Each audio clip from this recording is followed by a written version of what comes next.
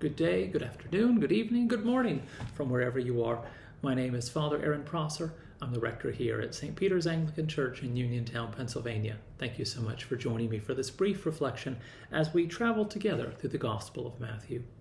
I'd like to thank everyone who reached out and let me know how much these reflections meant to them and how much they wanted them to continue.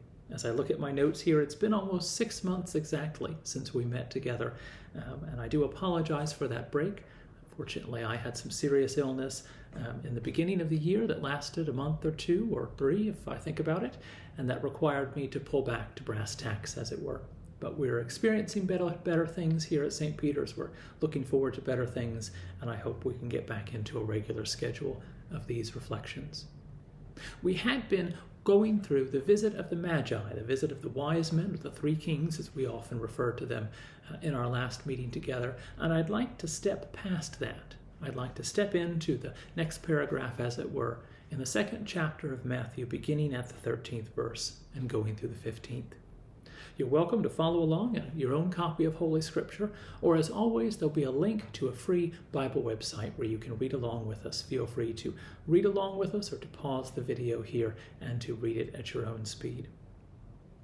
Our passage this week says, "Now when they had departed," that's the wise men, or the Magi, "when they had departed, behold, an angel of the Lord appeared to Joseph in a dream and said, 'Rise, take the child and his mother, and flee to Egypt, and remain there until I tell you, for Herod is about to search for the child to destroy him.'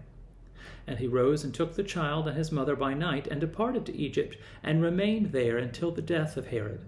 This was to fulfill what the Lord had spoken by the prophet, 'Out of Egypt I called my son.'"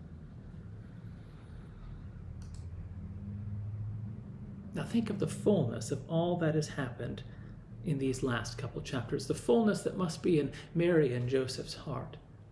They have seen the God bring them together. They have seen God overcome the objections of the community, of their neighbors, of their family, no doubt. We have seen the wise men come and encounter them and experience them and overcome the obstacles of Herod and the people of Greater Jerusalem. How full their hearts must be. How full of wonder and praise. And then comes this. Then comes this news directly from God that Herod is searching for Jesus to destroy him so that he can solidify his own claims to earthly power. And they must flee to Egypt, which is not a place of welcome or of refuge for the people of Israel in this period of history. What are they feeling at this moment? What a sudden change in circumstances. And yet we hear in the last verse that this was spoken of by the prophet. This was part of God's plan. And yet I have to wonder, friends, because how often when we are experiencing the blessings of God, when we are seeing God bless us in so many ways, do we experience a reversal? Do we experience a challenge or a setback and think, what have I done to mess this up? What have I done to lose the balance that had me experiencing the blessing of God? What must I do to get back into that? And friends, unless there is some major sin in our life, we are told again and again and again in Holy Scripture that we will have trouble in this world. Jesus says it in the Gospel. We will have trouble in this world, but we are to take heart, for he has overcome the world. And yet it is a disconcerting, it is a overwhelming and bewildering experience to go from the mountaintop to the valley, as it were. And it's easy to think, what have I done wrong? But friends, in case you need me to remind you, we are not living in heaven yet. For one, I would hope to be better looking, but two, look around us. This is not heaven yet. Things do not stay perfect. The world is not turning on as it should, and you don't need me to dwell on that. And yet there is this expectation in us that things should remain good. And that is because we long for our heavenly home. But we are not there yet, and as long as we live in not heaven yet, we should expect to see mountains of blessing and valleys of challenge. And we do not go through them, as I said, unless we have turned from God and from his ways because of our own actions. Because we have somehow messed up some sort of secret celestial balance that allows God to bless us. Instead, we should expect them.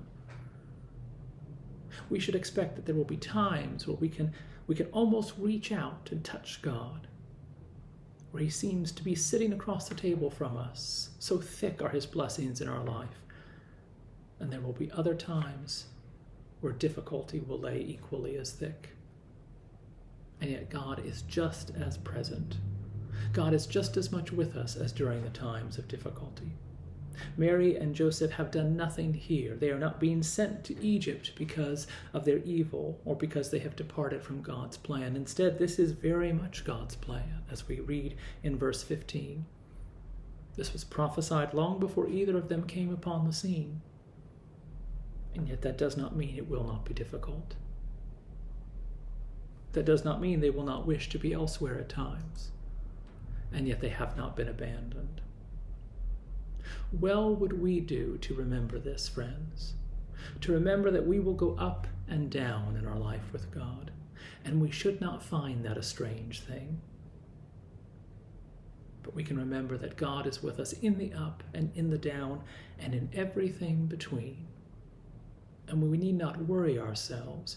We need not tax ourselves with trying to find some sort of secret balance in between, but rather walk, knowing that God is with us. But rather go through either a time of challenge or time of blessing, knowing that God is equally with us in either, as he is with Mary and Joseph today. May we take that to heart, whether we find ourselves personally right now in blessing, in challenge, or in somewhere in between. Thank you so much for joining me for a few minutes today, or whenever you happen to be. I hope to join you again soon, and in the meantime, I pray you be blessed.